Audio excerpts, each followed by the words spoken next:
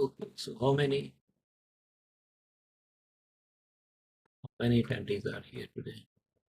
Only 4?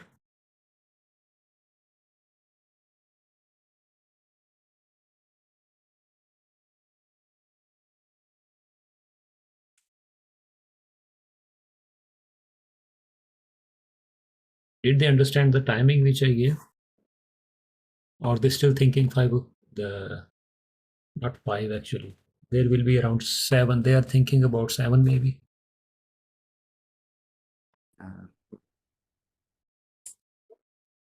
Maybe they joined before. After. Sorry.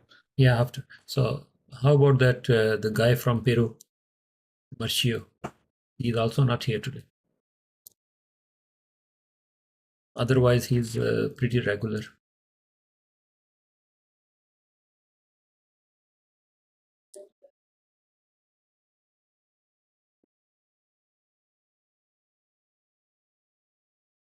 So okay, what did we study in the last lecture? Who knows?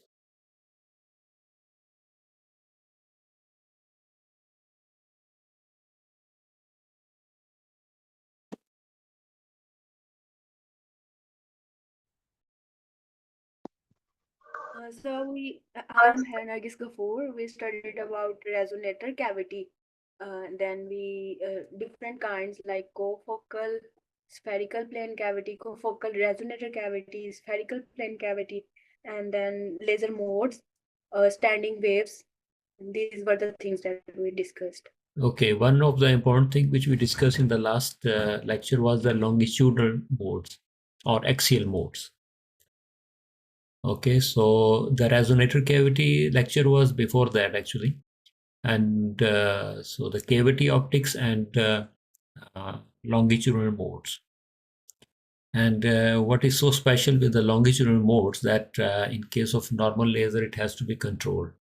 But in case of ultrafast laser, sorry, I messed up something. In case of normal laser, these axial modes are supposed to be removed actually, only 1 or 2 or something. And in case of ultrafast laser, we need these modes. And now today we are going to study other kind of modes. Let me share my screen with you.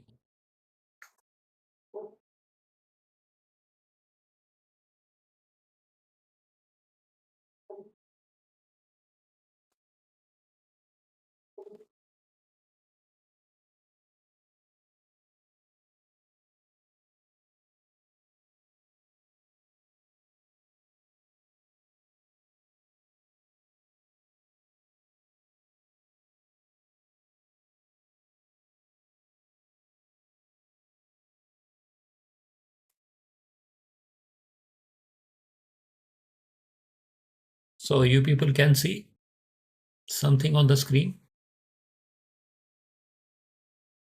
David?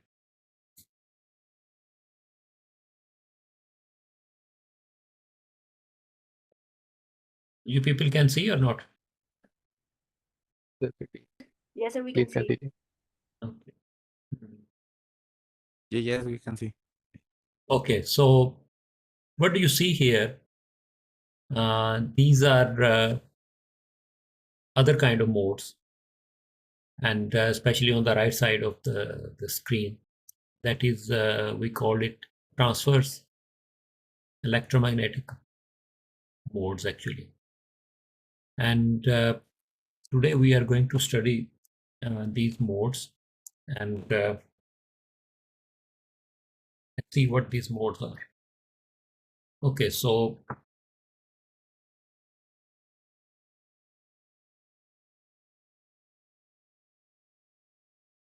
transverse electromagnetic modes, or in short, we call it TEM. Okay, and these modes actually are dependent on the cross-sectional dimension of the cavity. So dimension of the cavity mean, I mean, if you remember in the last lecture, what we studied that were longitudinal modes. So longitudinal modes, basically, it depends upon the length of the cavity. So length of the cavity, or which is also called axial modes, okay, along the axis of the cavity. So the longitudinal modes are very important.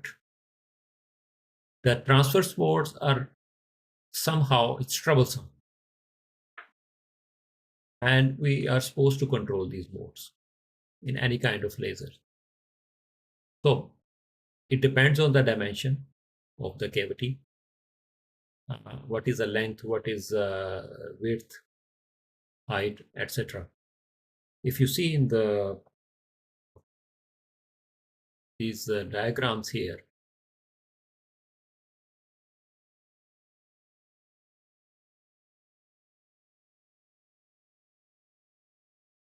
just a minute.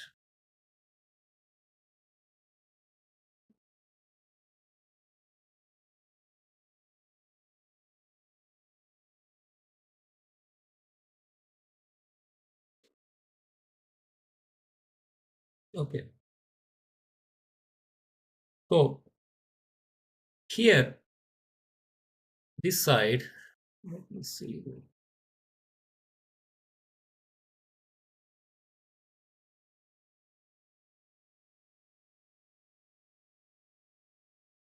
Okay, so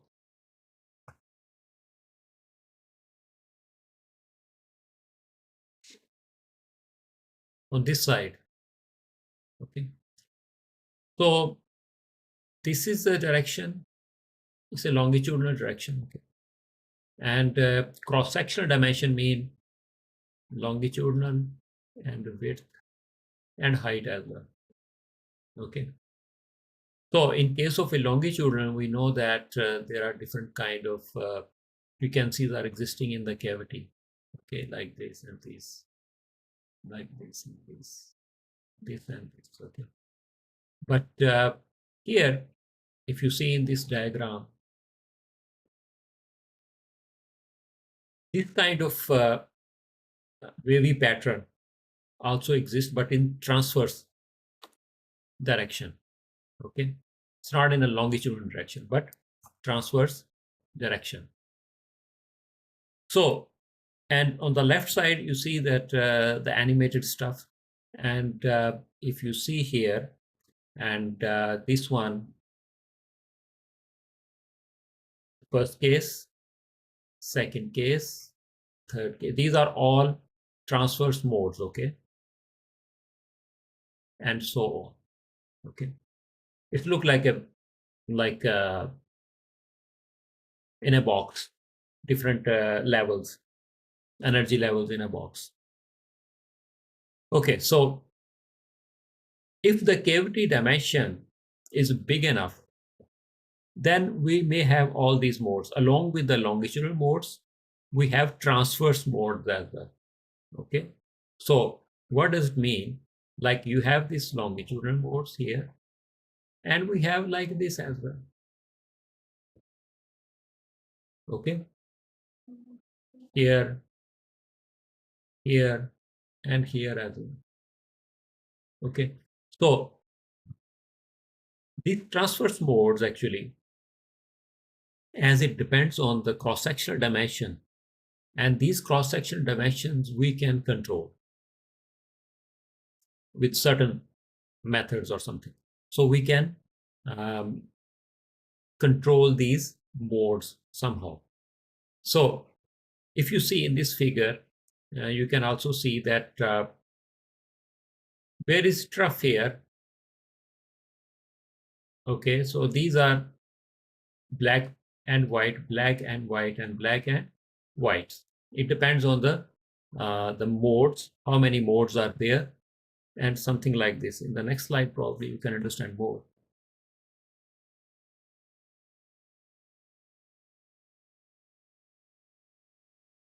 Okay.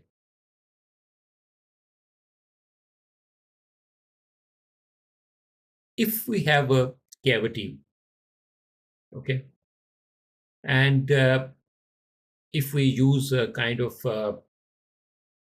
concave lens, or it's also called negative lens because it's a expand your beam when it passes through, and we focus it on somewhere, we can see these TEM modes. Okay, so like here you can read like, okay, so kind of patches, black patches, black white, black white, black white. Okay, and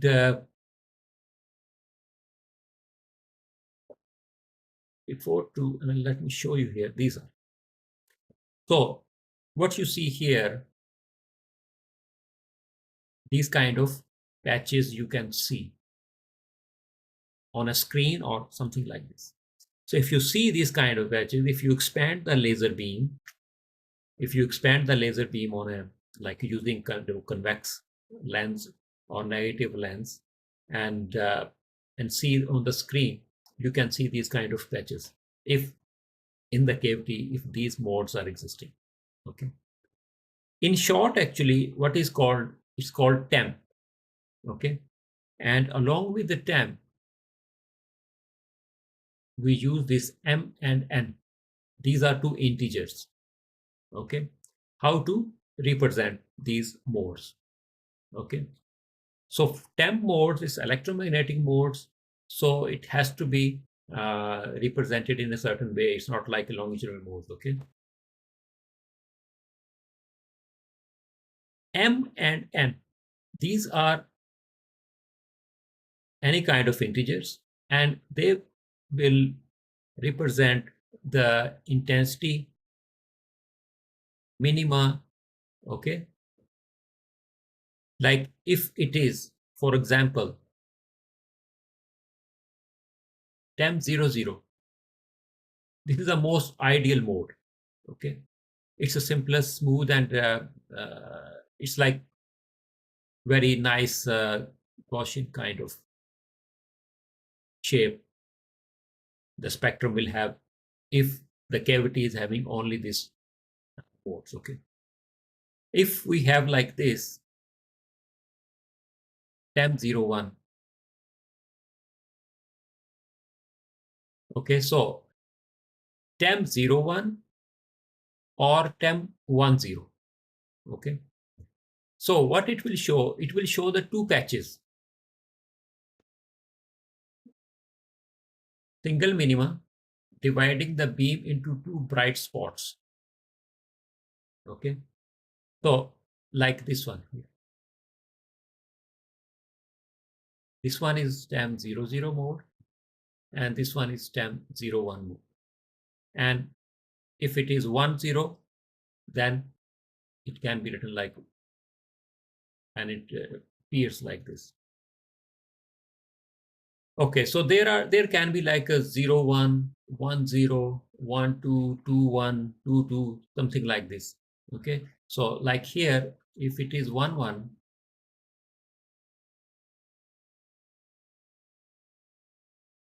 so what beam will have, it has two perpendicular minima dividing the beam into 4 quadrants. Okay, the 4 patches. So 4 quadrant means that it will be like this, like this, like this, like this. It's not in this these figures here. Okay, so like this. This is 1 1, 0 1 1 1, and then after that it can be a 2 2 1 2, and if you have like 2 2, so you can see that 1 2 3 4 5. These are almost 9 patches there.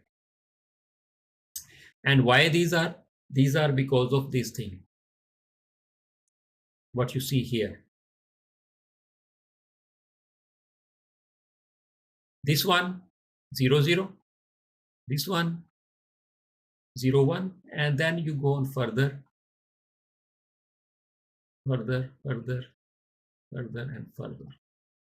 Okay, so these bright spots you see because of these you can see the wavy patterns in the cavity. Okay, so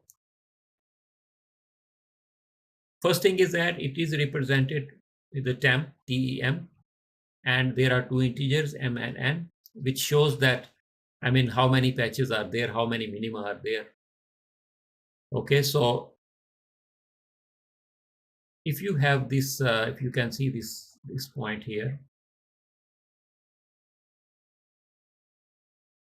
the patches, they are separated with some kind of interval, and these intervals is called nodal lines.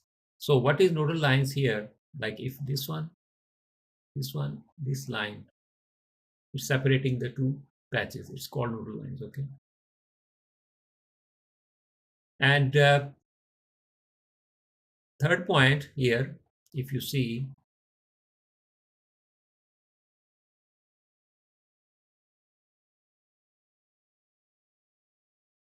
transverse modes, actually, what do?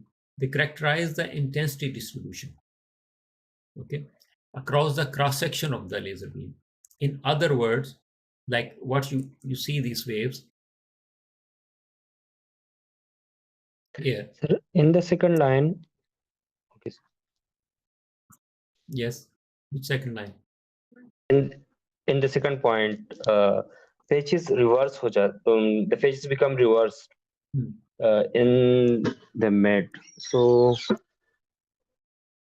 how it's happened?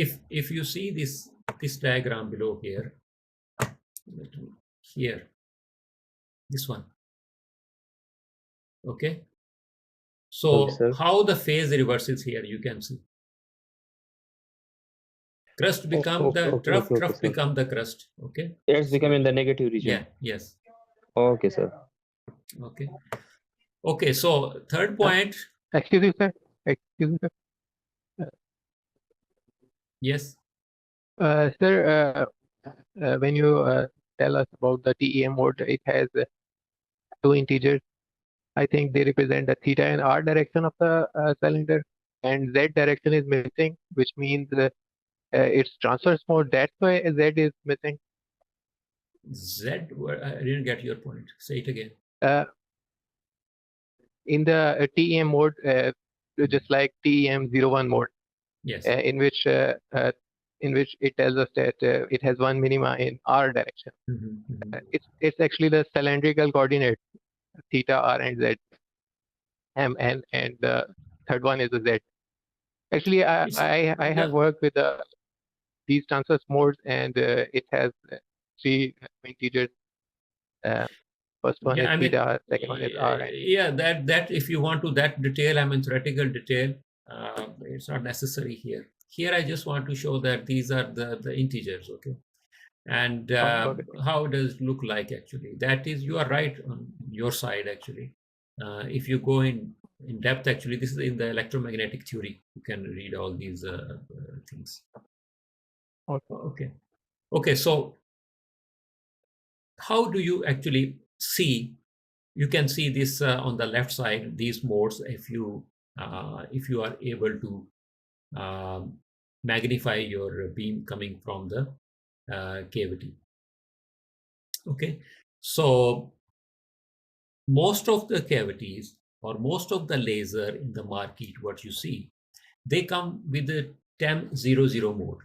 Okay, and simplest mode, and you have a one spectrum here. If the modes are increasing, then you have number of lobes like this. It's possible. Output spectrum will be like this, which is not needed. Okay. So in this case, what we need to do, the purpose of these modes, to study these modes a little bit, not in detail, that we need to have a proper output beam. Okay, proper output beam. And for this one, we need to have a TEM00 mode. Okay, we don't need to have 1, 0, 0, 1, 2, 2, whatever it is. We need to have a TEM00 mode. If we have higher modes, if we have higher modes, it's possible that we can have higher energy at the output of the cavity. But the beam is not Gaussian. I mean, it will have like number of humps, which is not needed. So that is why these modes are existing, okay, and both longitudinal and transverse mode both are existing. We cannot eliminate them 100%, but we try to minimize the presence of these modes to control, in other words, to control these modes. Here, what do you see here? These transverse modes are existing because of the dimension of the cavity. So the dimension of the cavity, its length, height, width, etc.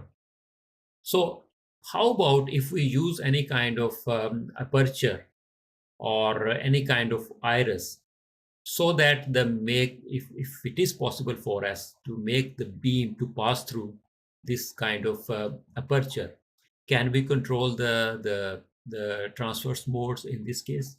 Yes. Okay. So if you see here, this is the normal case. Okay. When the cavity is there, the mirrors are there. Okay. All the light passes through the medium. Okay. And we have number of modes. Okay. This is 10, 10, 1, 0 or 0, 1 modes. So in this case, at the output, you will see the spectrum. Okay. So what is the spectrum actually? Spectrum, you have on the one side, you have wavelength or frequency. On the other side, you have intensity. Okay. This spectrum, to take the spectrum, to make measure the spectrum is very important in the laser. So if you have this mode, then your output spectrum will be like this. And if you have like this, then it will be like this. Okay. Which definitely, it's not an ideal case, but in this case, you may have higher energy, but the beam profile will not be perfect. And if you go down here, this is, we use here kind of aperture. Okay, we stop the beam inside the cavity, not outside the cavity, inside the cavity. We make it possible to pass through this aperture. So when it pass through this aperture and oscillate between the two mirrors of the cavity, at the output we get nice beam and TEM mode. Okay, but there is a give and take. You know that most of the medium is not filled here. Okay, so we only utilizing this center portion of the laser medium. So it's obvious that in this case, the energy of the overall energy will be reduced, but you have fine beam. In some cases, especially in case of military and defense applications, where the beam profile is not important, but energy is important. In that case, these modes, how many modes are existing, it doesn't matter. Okay, energy matter. So how many modes are there doesn't matter. So it has energy then to use whatever. You don't need to use aperture or any kind of things. But when you do some scientific experiment or some precise applications where your beam has to be very nice and smooth, then in this case, you need to use aperture so that you can have very nice beam. Okay, so in this scheme, you can see if you don't have this one, your beam will be like this outside here up to here. And if you have this aperture, then you have output here. Okay, so same thing which I mentioned here. TAM 00 mode actually is supposed to be like, it's called a uniphase mode, and in this case the spatial coherence is very high. Okay, and as I mentioned, that it can be used in a very kind of very precise kind of applications. So these applications are like to make it to focus the beam on a small spot, which is not possible if you have the higher modes. Okay, and as I mentioned, that higher modes you have higher energy, but you don't have a nice profile, or you can say the beam quality will not be good, or will not be suitable for certain kind of applications. Okay, these were the transverse modes, and how we can control the transverse mode to use the kind of aperture. Simple. Okay. But in case of a longitudinal modes, it's complicated. How we can remove the other modes to have a line spectrum, or a single wavelength, or single mode, or something like this. So the possibility for this one, whether we can reduce the length of the cavity. If we reduce the length of the cavity, we will mess up with the calculation of the length of the cavity that is necessary to generate a certain kind of output wavelength, or what frequency do we need, what wavelength laser do we need at the output of the cavity. So this one is calculated according to the length of the cavity, if you remember the resonator formulas in the previous lectures. Okay, so now definitely the possible way, if you see here the yellow portion here, reduce the length of the cavity, which is not practical actually. Okay, and why it's not practical, as I mentioned, that the length is calculated one. Okay, so if we reduce the length, everything will mess up, and we will not get at the output what we really want. Okay, so what is supposed to be done to use a kind of, I don't know, these topics may be a little bit complicated for you people, but if you go through after my lecture, maybe you can understand. One, the word, or I can say there are two scientists actually, Fabry and Perret.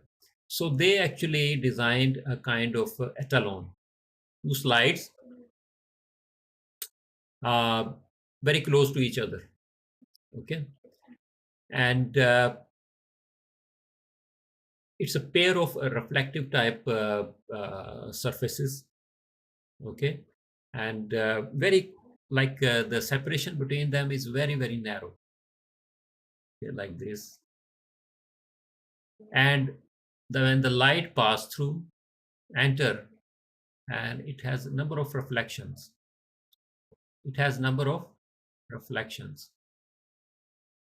And then it can go out. Okay, so this kind of arrangement, we call it Fabry-Perret etalon. Okay, so what is supposed to be done inside the cavity? If you see on the right side of this diagram, this is your laser medium. Okay, this is the cavity. Okay, we cannot reduce the cavity length. So what we do, how we control the longitudinal modes, that we use a small etalon inside the cavity. Okay, so what it does, it only allows that modes, longitudinal modes, which satisfy the condition of constructive interference passing through this etalon. Okay, so this etalon is very, very thin, thin in the sense the spacing between them is very small, micron, and it depends, it can be milli. So the only that mode will pass through which are interfering constructively inside this echelon. Okay. All the other modes which are interfering destructively will vanish somewhere. Okay. Extinguishes, and you get output the at least not all the modes but few modes. Okay.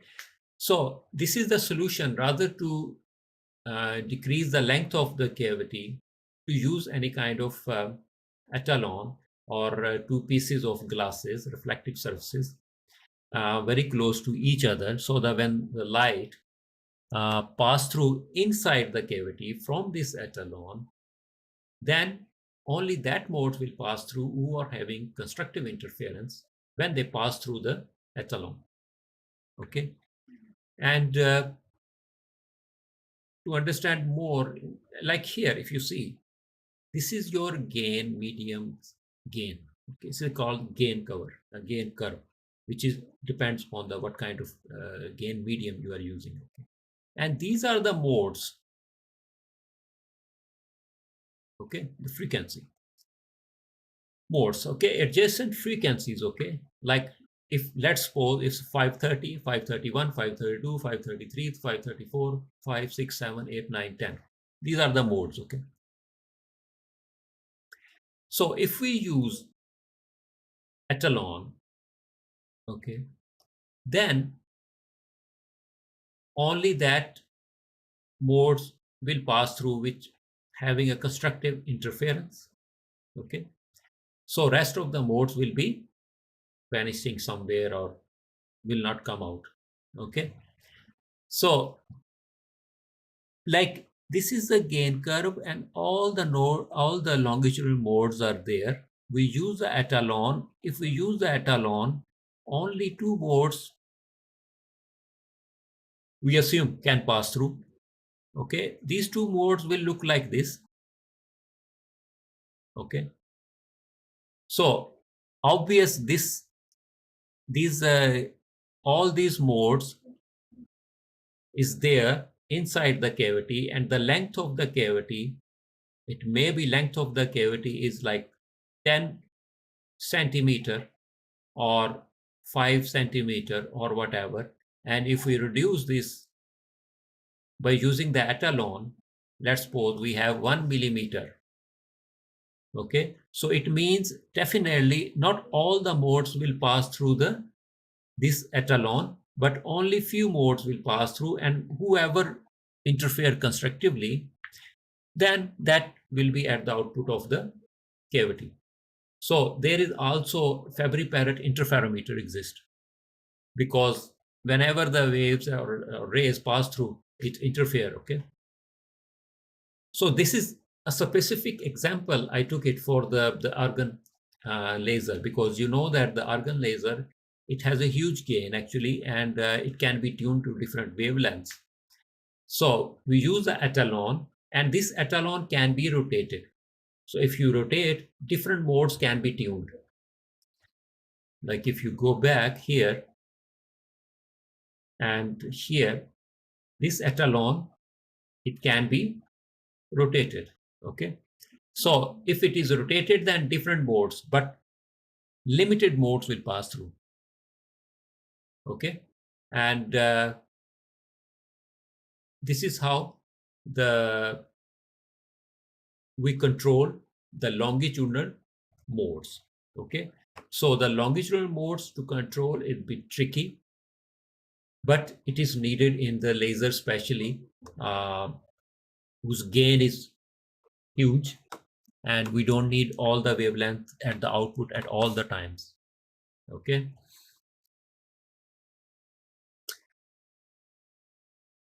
Now single frequency operation.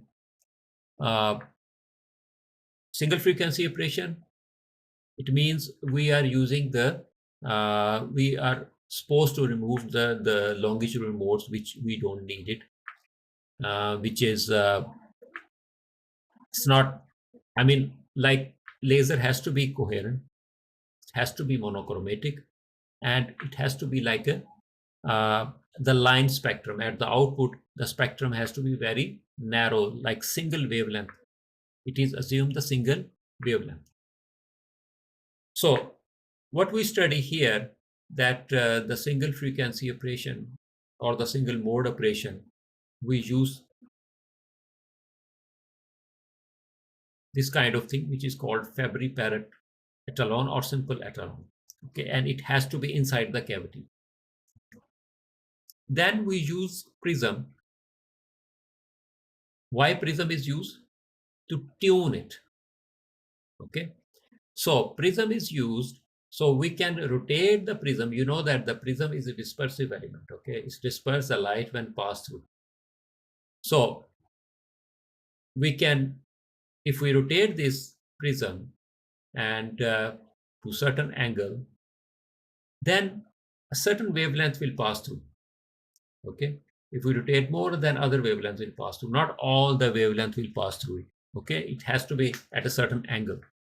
So the only that wavelength will oscillate in the cavity which passes through that prism. Okay, and the etalon. Okay, so few words about the etalon here. It consists of a glass slide, it's quartz, and it's coated with some certain material. Okay, and slightly reflecting from inside, but not 100%. Okay, because on the other side the light is supposed to come out. So etalon can also be acting as a interferometer. Okay, and it can resonate at certain wavelengths. It depends upon the dimension of the etalon, the thickness of the etalon. Okay, here to clear or to make you people to understand more, you can understand this is the whole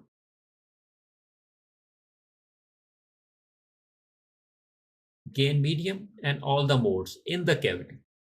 Okay, the cavity is 10 centimeter or maybe whatever, all these. And after use the etalon, when we use the etalon, definitely the separation between the two slides of the etalon is very, very small. So it's impossible that all the modes can pass through. Okay, only adjacent modes can pass through, and who can interfere with each other destructively or constructively. So then we have here these two modes here. After putting the etalon, we have two modes here, and separation between the FSR, we knew it from the last lecture. Okay, and from these two axial modes or longitudinal modes, we get at the output like this. Okay, they may interfere with each other constructively, so we have one fringe here outside. Okay, and this is a single mode output. Okay, so what is the purpose of etalon? To eliminate the other unwanted the longitudinal modes or axial modes, unwanted frequencies. It has to be removed. So, and we can also rotate, if this is your etalon here, we can rotate it at certain angle to select the modes, which mode you want to select from here. Okay, but that is a long story. In simple, what we learn actually, these longitudinal modes, transverse modes, and how to control these longitudinal modes and transverse modes. Longitudinal modes, as I mentioned, that in case of ultrafast laser, we need these longitudinal modes. In case of normal lasers, we have to eliminate unnecessary modes.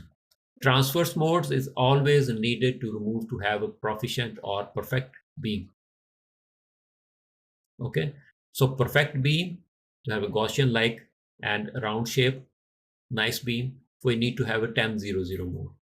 And whether it's ultrafast laser or any kind of CW laser or any kind of laser, we need to remove or eliminate the other transverse modes in any case. TEM00 is standard mode. Okay, other modes only, I mean, if you need very high energy, like in case of defense applications and the military applications, then you need very high energy. So in that case, modes doesn't matter. Okay, and longitudinal modes, keep remember, I'm summarizing you these people. So longitudinal mode, it depends upon the length of the medium, laser medium or cavity, not the laser medium, cavity. And transverse mode, it depends on the dimensions. Okay, not only length, but the dimensions, x-axis, y-axis, and etc. So the longitudinal modes, to control the longitudinal modes or axial modes, we can do like to reduce the length of the cavity, which is not practical actually, because if you remember, length is it has to be decided what output at the output of the cavity we need, what wavelength at the output of the cavity we need. Okay, so we cannot change the length after making these calculations. So what we do, we insert a very small piece of two glasses or slides, which is like very parallel to each other, and it's called Fabry-Pérot etalon, and insert this one in the cavity so that only limited modes can pass through this etalon and suppress the other modes which we don't need, longitudinal modes. And in case of a transverse mode, we use the aperture. Because it depends on the dimension, we can use the aperture, ring type aperture, so that the beam, and that aperture is supposed to be inside the cavity. So the beam passes through that cavity, and to have a nicer TEM00 mode, and rather to have TEM0110, whatever it is, which is not needed. So in this way, these modes can be controlled. Now we move to the next topic here, the control of laser output. Control of laser output means, like I just showed you one setup, that it has a prism here. So that prism actually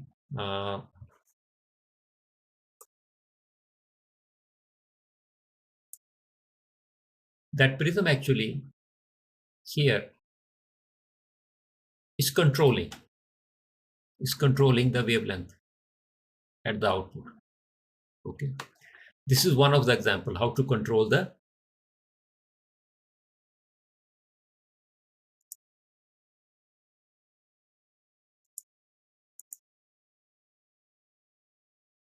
output of the laser. To use a prism, or like here, and to use the grating. With the grating, you can also control the wavelength, which wavelength at the output you want, or some other kind of devices which you see here, but you may not understand what is this. And here, these are devices which is it's also called the modulators, and it modulates the light when passed through it. So these devices are called electro-optic devices. Okay, so if we go through here, many practical application actually, we need a certain kind of laser output. It depends on the application. We may need a different wavelength, okay, and frequency, obviously, and so that we can have the output at the output of the cavity, the kind of laser we need at the output of the cavity to control it some way. So there are some devices like prism and grating. Okay, here this is your grating, this is a prism, and these devices are called passive devices. Okay, so why it is called passive devices? Because they have their fixed work. I mean, they only disperse the light. Okay, they disperse when the light pass through the prism, it disperses the light. Okay, and when the light fall or pass through any kind of diffraction grating, then the obviously it also disperses the light. Okay, so both of these passive devices are used to control the output, like what frequency or the wavelength do we need at the output for certain applications. Okay, and there are some devices which we call the active devices, active optical devices, and these active devices are,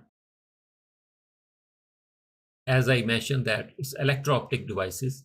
Okay, it has a certain arrangement, and when the light passes through, it modulates it. It uses certain kind of crystals inside and certain kind of technique, electric field, in some cases acoustic waves as well, and it can function in a different way. It depends how we use it. It has a controller with it. How do you want to modulate the light, how you can switch off the light passing through it and then release it in a very, very short interval of time, and these kind of things. Okay, so these are active devices and they can perform different kind of functions. It depends how we want to use it. And these devices are important when we look for the pulsed laser. So pulsed laser, whether it's by using the Q switching technique and on other kind of technique. How many people know here what is Q switching? Salman? Yes, sir. I know. Gazanfar? This was the Gazanfar or Gazanfar? Yes, sir. Sir. No, one person. Okay, Salman. Okay, sir. B. So what do you know about the Q switch? Do you remember? Sir, by Q switching, we split the beams, and we by Q switching, we like if we use the laser of high power and we want to of high waves, and we want to split that in two parts, like 950, we split that to two parts, like 425, 425, or 550, like that. No, Khasa, I think you forgot. Anyway, Gazanfar, do you remember? Yes, sir. Sir, Q switching is actually the quality factor. So first, if we first we have to build the intensity inside the cavity, then we dump the whole energy on go. So it Okay. give us in the high power in the peak. Yes, somehow you are right, actually. Anyway, let's move to the next here. Control of the laser output. So, as I mentioned, that the active, the passive devices like a prism and the grating you can see here in the diagram. So what it does here, this is a prism, and this is your laser medium. Okay, and we can rotate this prism, so we can have a different wavelength to oscillate in the cavity, so that if the lambda 1 is oscillating, then amplify lambda 1. If the lambda 2 is oscillating, then lambda 2 will be amplifying in the cavity, and we get at the output lambda 2 from this side. Or it can be lambda 3, can be, it depends. I mean, how broader spectrum of the laser it has, I mean, without using prism, or you can say how broad the gain medium, the gain curve of this gain medium is. It depends. So we can just rotate this prism to certain angle, then we can have a different wavelength at the output. Okay, and this is simplest demonstration of controlling the laser output. Okay, and usually this kind of arrangement is used in argon ion laser. Other lasers, their gain curve is not very broad to have a number of wavelength at the output. So that is why it's for argon ion laser. And the next one here, grating. So whether to use the grating or whether to use the prism. Grating is more sophisticated and more expensive, more delicate. So you can see here that two possibilities. Whether to adjust the grating, this is a reflecting type. Okay, light is not passing through, but light is reflected. And what is the grating actually? I don't know how many people they know what is the grating actually. How many people know here that about the grating, diffraction grating? Sir, I know. Nargis Kapoor. Yeah, sure. Tell me. Yes, sir. It's a piece of glass on which the lines are carved actually to the very precisely and very minimum, almost to the precision of the wavelength of light. Yeah, It is used for diffraction purposes. yes. There are infinite number of lines that you can't even count it with the naked eye. Yes. I Sure. don't remember the. It is more precisely to the wavelength of light. Yeah, sure. You're right. So there are two kind of gratings actually: transmission type or reflecting type. Okay. The purpose is same, to disperse the light, and it's used different places, and it's very much common to use in ultrafast lasers. How we will study later on. So what we're doing here, actually, what this diagram showing here, that this grating is tuned for a different wavelength. If you remember, this is the formula. Lambda is equal to 2d sine theta. Okay. So you to rotate the grating at certain angle, that is a theta angle, and then you can calculate the lambda. And what is the d here, Nargis? It's the spacing between two lines, two slits. Yes. So this is because when you buy it, actually you get the specification of the grating. Okay, because this grating is a very sophisticated kind of optical element, and it's very, very expensive, the real one, especially the reflecting type. And to have a ruling on this one, it's really it's not an easy job. Anyway, we are using here to how to control it, how to control the laser output, and we can just rotate it, and according to this formula we can find out which lambda at which angle we can get. So if we rotate, and then that wavelength will be amplified here inside the cavity, and we get at the output. Two possibilities: to use a mirror here, and other possibility to directly reflect from the grating.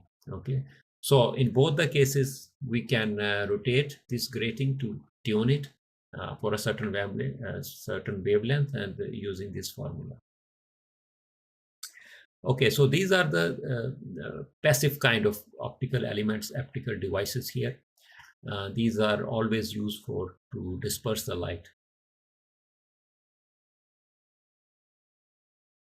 Okay, so now generation of high power laser pulses.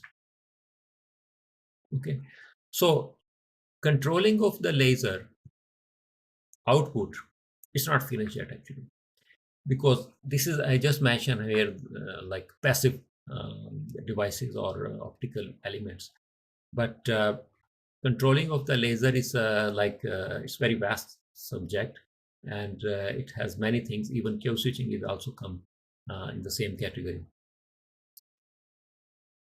So how to generate the high power laser pulses. This is also controlling the laser, okay? So there are a number of techniques, not so many, few techniques. Like here, if you see that it's mentioned in the yellow one, the Q switching. Okay, but Q switching basically is used to have a giant pulses, large peak power, not the short pulses. Okay, not very short pulses. Like very short pulses is a different thing. Here, in the case of Q switching, you may have nanosecond pulses. Probably in some cases may go to picosecond, even though maybe it's harder. So Q switching technique, basically it's used for to generate giant pulses or large peak power. Okay, and for a short interval of time. Short interval of time, like can be nanosecond. Okay, nanosecond and millisecond is obviously possible. Picosecond. Okay, and the picosecond it's not very common, but nanosecond is very much common to using this Q switch technique. Other technique is use cavity dumping. It's very similar to the Q switching technique, but cavity dumping means that we don't use the partially polished mirror in the cavity. Both the sides are fully polished, and we extract the beam by some way. We'll see later on what it is. And the third one here, this one is the mode locking. So mode locking, it gives you short pulses. Okay, and it generates the pulses in a very, very short interval of time, much shorter as compared to the Q switch. Much shorter means femtosecond. Okay, femtosecond pulses, the shortest. You can go to the attosecond, but not directly. And short pulse and very large peak power. Okay, so short pulse and very large. When the peak becomes shorter, the energy is concentrated in a very, very short interval of time. So that is why we get very large peak power. Okay, so like here, if you have a 30 femtosecond pulse, okay, you can easily get the peak power of terawatt. Okay, how that will be in the ultrafast lasers. Okay, so first what we study the Q switching, little bit about the cavity dumping maybe, and then mode locking will be all the way in the ultrafast laser actually. So mode locking term, it comes from the modes, longitudinal modes. Okay, so mode locking, lock the longitudinal modes. So we can have a broader spectrum. Broader the spectrum, shorter the pulse. Anyway, this is maybe may not understandable for you yet. Okay, so first thing to understand for the Q switching, the Q factor. What is this Q factor? It's a quality factor. Q is for quality. Basically, it measures the ability of a laser cavity to act as a resonator. And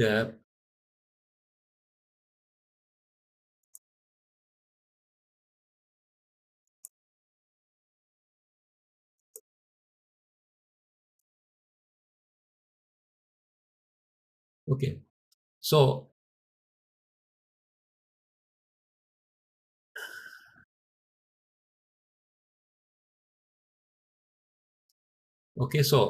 ability of laser cavity to act as a resonator, and the basic formula for this the Q factor is you can see the F naught, and F is a center frequency or the oscillation frequency, and energy stored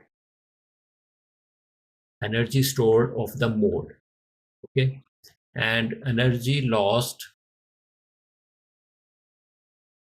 per second in a mode.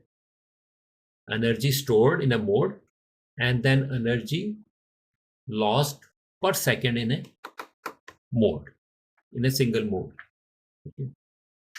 So quality factor, the Q value is depending on F naught, which is the oscillating frequency, the central frequency, multiply with the stored energy of the mode and energy lost per second in a mode, one mode. Okay.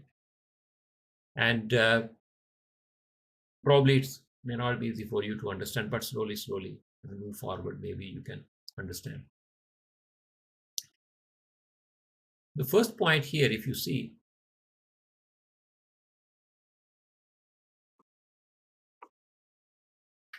Q factor measure the ability of a laser cavity and what are the laser cavity and how much energy losses are in the cavity, how much energy losses. Okay, so it's measure the energy losses in the resonant cavity, okay, in the form of a Q factor. So Q factor is basically the measure the ability. This is losses, and the gain in the cavity is basically is the ability of the cavity. Okay. So, or in simple words, if you see here, mirror losses, measure of the mirror losses. There are always losses in the cavity. And Q factor is important.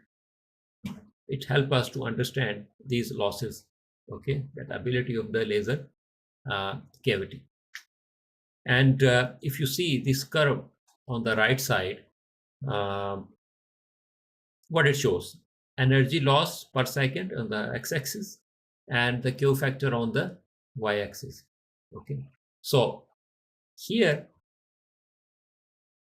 if you move on this side, it's very high losses. Okay, so Q factor value is very, if you see here, compare it like this, and here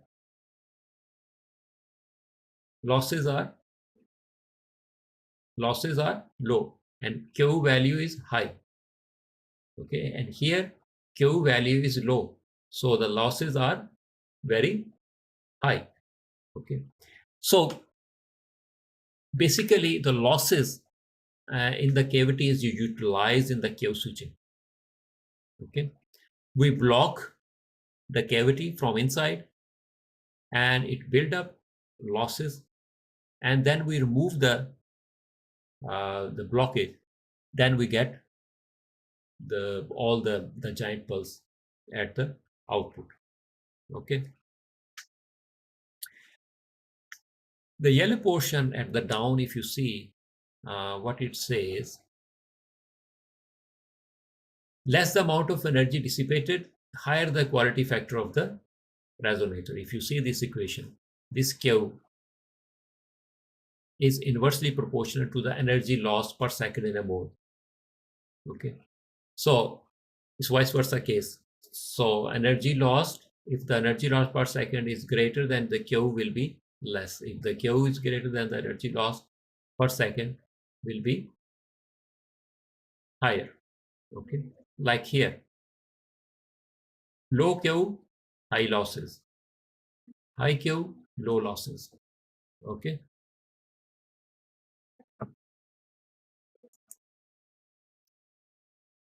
similar kind of equation here, and quality factor, similar kind of equation, just with the letters here. If E is energy, and this is energy of any chosen mode at time t. Okay, so this energy which is stored in a mode at the time t, and this energy will gradually dissipate with the passage of time. Okay, because of the losses, and so because of the losses, then it means the energy will be reduced. Okay, and reduction in the energy will be proportional to the stored energy. Okay, so here, if you see, where is my pen? Here. the reduction in energy will be proportional to the stored energy, okay, and the interval of time dt. Okay, so this is a change in energy. Okay, and what it's saying, the reduction in energy will be proportional to the stored energy. Okay, it's a proportional. How it is proportional? Reduction in the energy will be proportional to the stored energy. So there is energy which is stored in a mode, and if this energy is reduced, and that will be how much energy stored, same energy will be reduced, okay, with the passage of time. So it's a proportional kind of thing.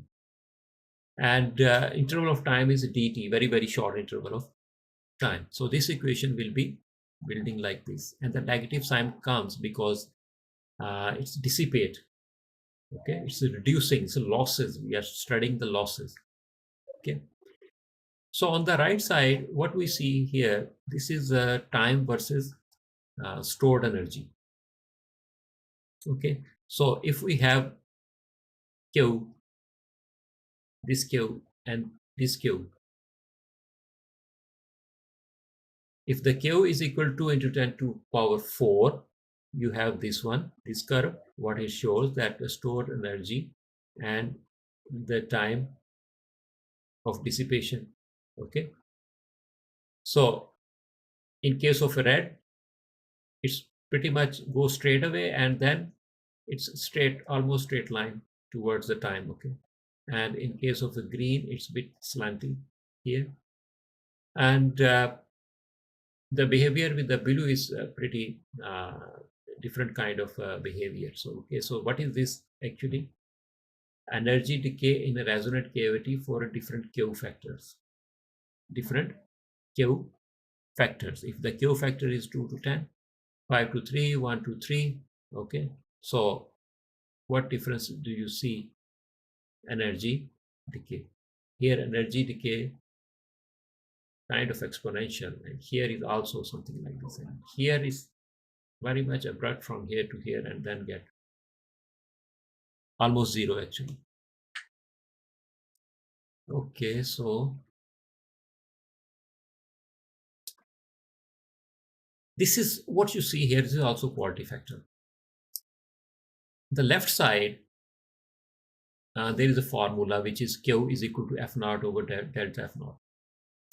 F naught is a resonant frequency, and delta F naught is a line width. Okay, you can see here, this here. This is line width. So high Q value, at high Q, the red one, the high Q, you have narrow line width here. Then medium Q value here, quality factor. Okay, so medium Q value, you have the line width of green, and at low Q value, the line width is a blue one, 2. So at low Q value, the line width is increased. So higher Q factor value, if you have narrow line width, which is needed. Okay, and in case of medium is in between the high and low. So this spectrum, it shows relation between the frequency or the wavelength on this side, okay, and relative intensity or normalized intensity here. Okay, and it shows that the line width increases with the if the Q value is increases. Okay, so low Q value, the line width will be much narrower. On the right side, what you see here, this is also similar kind of equation, but here I'm using the sign proportionality. Okay, this is F naught actually is cutting from here.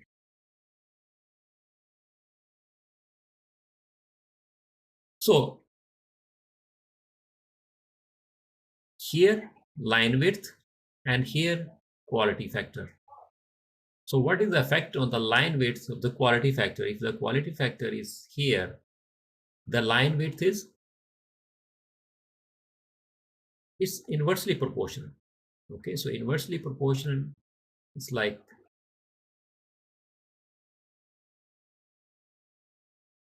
okay, and Q is directly proportional to F naught. F naught is what? F naught is a central frequency, oscillating frequency, and delta F naught is it is like line width. Okay, so the Q factor is inversely proportional to the line width. Greater the Q value, so less will be the line width.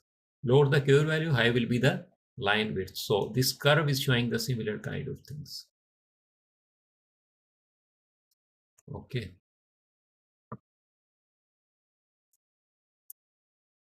Okay, so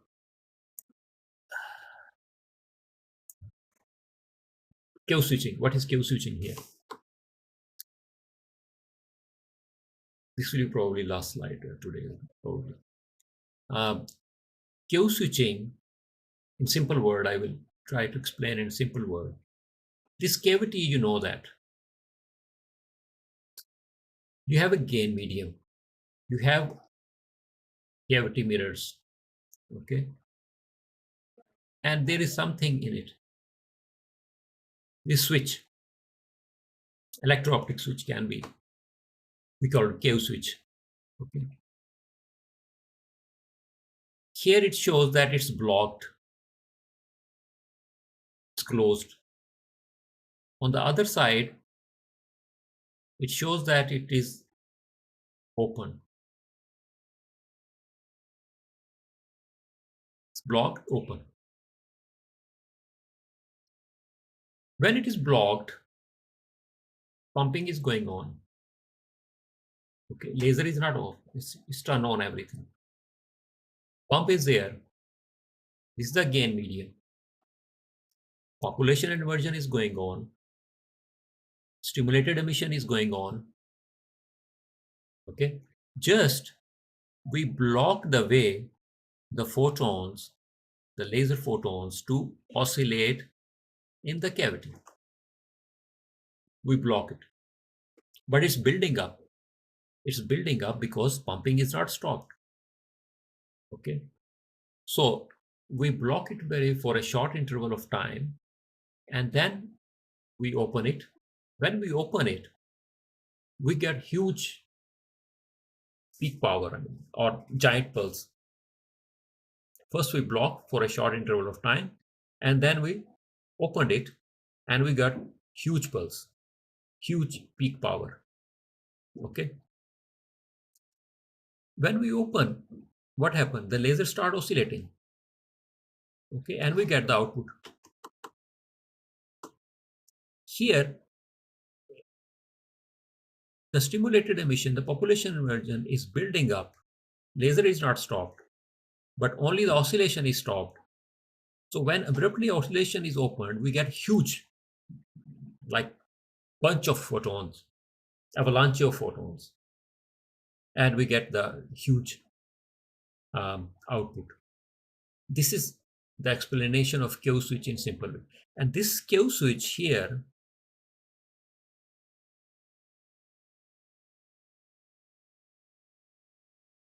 it depends. I mean, we can use a mechanical switch, but that will be, it cannot be very fast, obviously.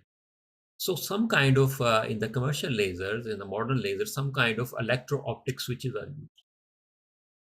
Electro-optic switches, they have a time to close for 1 microsecond, 1 millisecond, or whatever, and then open to get the joint pulse.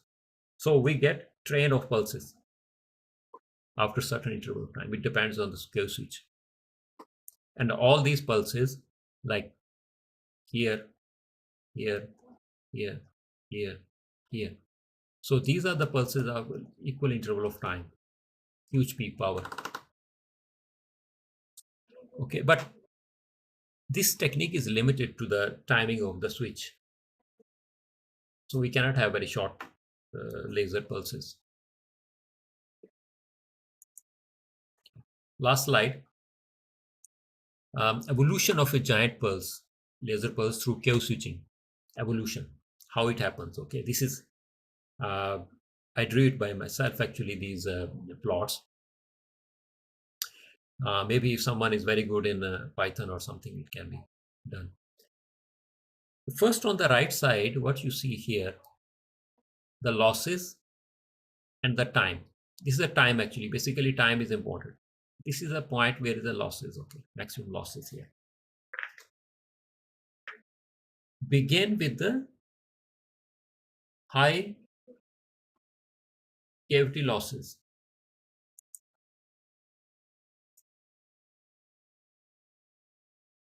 Okay, so begin with the high cavity. High cavity losses when the switch is off.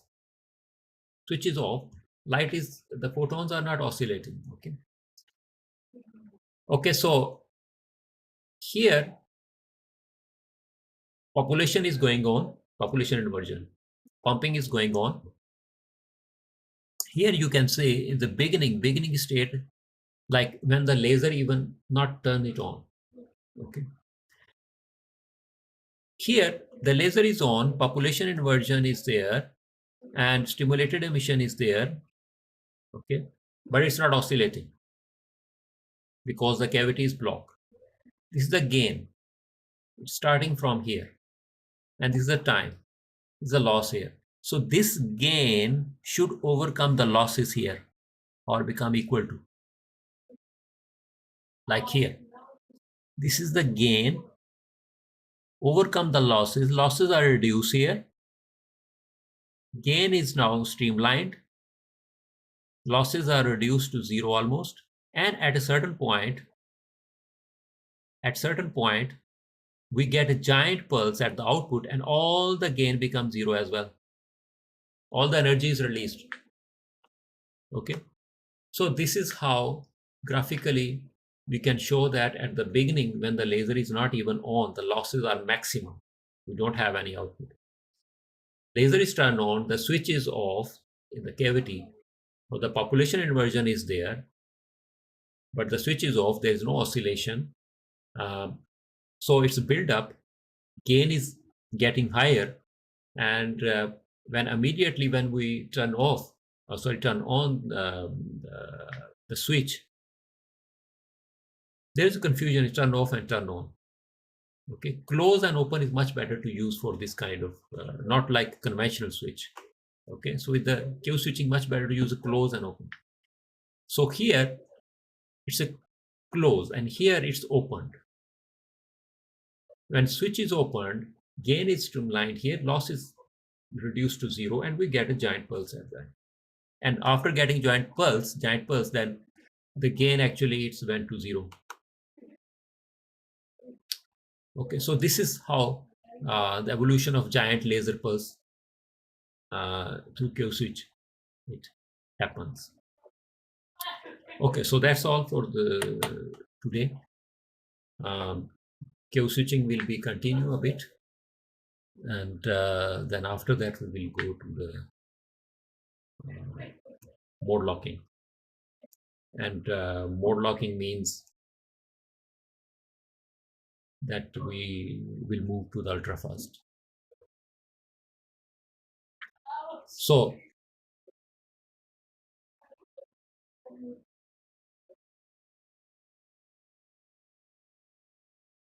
this is how the things are happening, and I'm not sure whether you people understand 100% the things. Some of the students here, there's already very less students, but I suggest you people, I will upload, and you can go through and try to understand. Try to understand the thing actually, that how it works and how it, because Q switch is beginning point of the pulse lasers, and actually the modes are the beginning point to understand what is the lasers pulse lasers are actually, kind of. Okay, so if you have any question, you can ask. Otherwise, you can also ask in the next lecture. I mean, after reading, after going through it, there are some of things I assume that you may not understand. Yes. But Okay, I have a question, sir. Sorry. Regarding to the Q switch, can you put the slide? One of the last slides. Just a minute.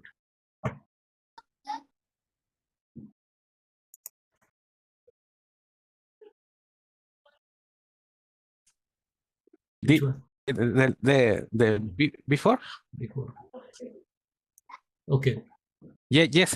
In this case, the switch of the Q switch that is not the mirror, this center one, they do not produce population inversion. The population inversion is only in the cavity, right?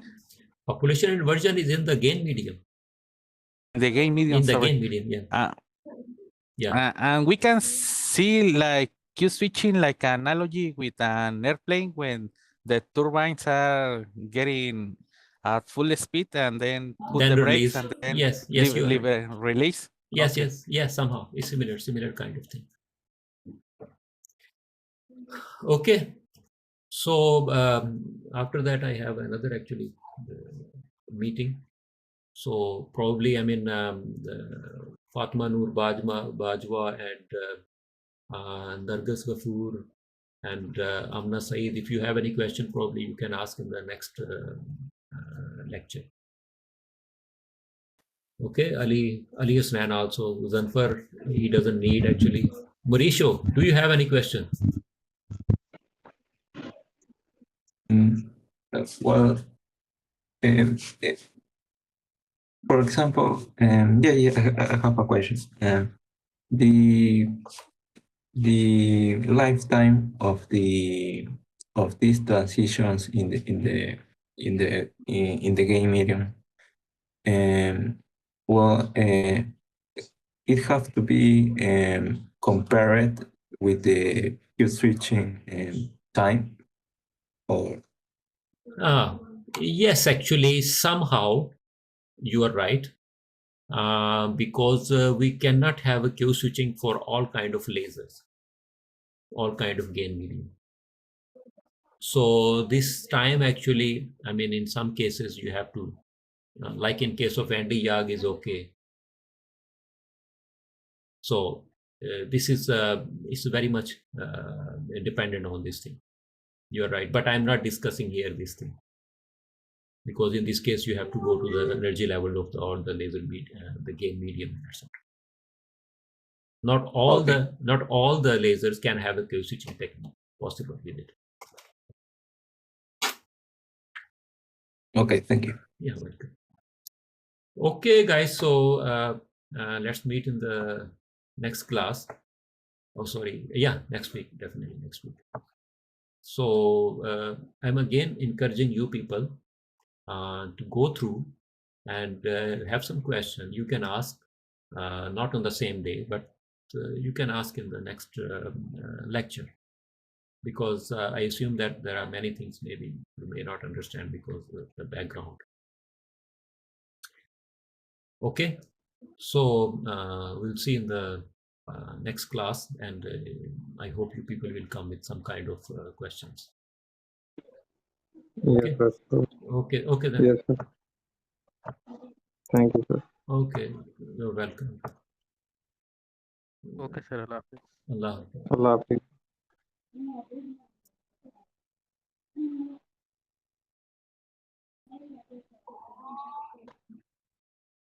Okay, goodbye.